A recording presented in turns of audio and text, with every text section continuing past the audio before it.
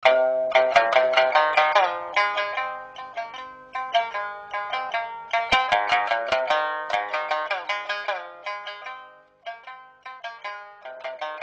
je vlastně z Mongolska,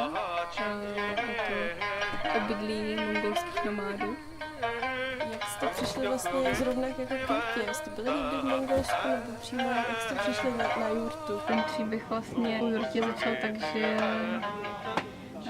to inicioval Lipča, protože tábořili jako v typiových stanech v zimě a nějak to nebavilo a říkali si, že by ta Jurta byla jako pohodlnější. Když zjistili, kolik je za pronájem Jurty, tak se rozhodli, že udělají expedici a vyrazí pro vlastní do Mongolska. To mě vedlo.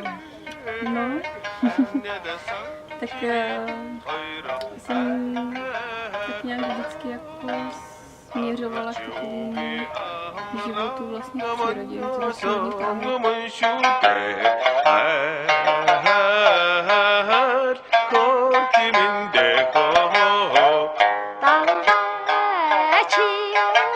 Všechno je to z Mongolska.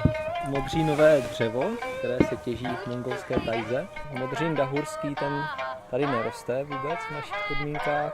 Pak je to plst, což je izolační materiál a to je 100% ovčí vlna. A taková ta nepromokavá plachta, tak to je vlastně 100% bavlna. Ty technologie na výrobu tady těchto plachet úplně neexistují, takže je to taky hodně jako specifický materiál, ty nepromokavé plachty. A ty plsti, to je běžně dostupný i tady v Čechách. A pak jsou tam ještě provazy, které jsou z koňských žíní nebo jsou upletený prostě ze srsti zvířat.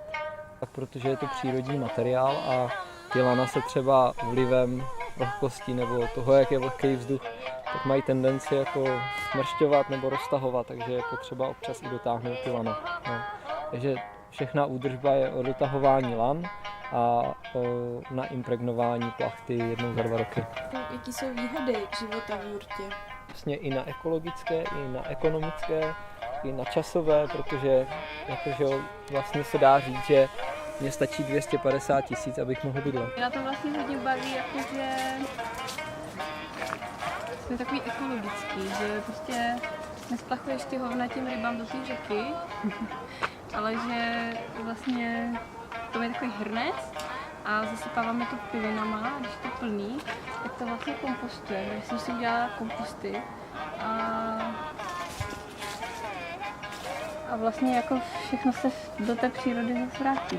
Mnozí třeba mají našporované peníze na stavebním spoření a nemusí si brát hypotéky na miliony. No. A druhý den večer už vlastně může bydlet ve vlastní.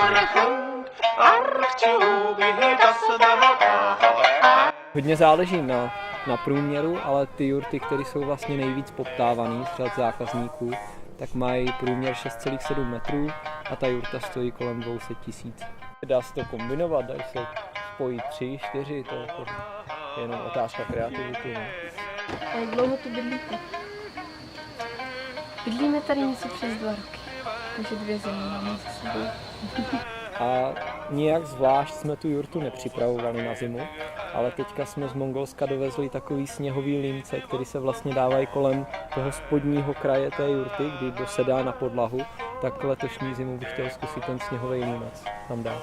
No. My tam máme fakt úplně jednoduchý kamínka z bývalých vojenských stanů, které jsou ještě vybaveny lapačem jisker, to proto, že ten lapač jisker je vlastně výměníkem tepla a ještě chytá ty jiskry, aby vlastně nelítali vzduchem a nepálili tu plachtu ze zhora. Jurta se vytápí fakt velmi rychle, že když třeba jsou okolní teploty 0 stupňů, v jurtě je taky 0 stupňů, tak my vlastně přijdeme do jurty, škrtneme v kamnech a do půl hodiny máme 20. No.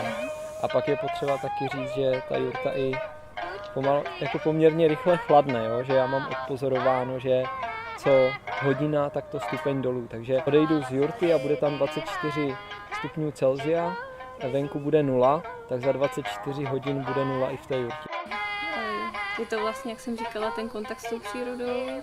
Jedli jsme venku na dece třeba, furt jsme si přišli, jakože někde chalupaříme nebo že jsme někde pod stanem. Třeba, že jsme se jako spolu museli naučit žít na malém prostoru, což třeba i pro ten vztah bylo zajímavý, nebo furt je zajímavý. Jako.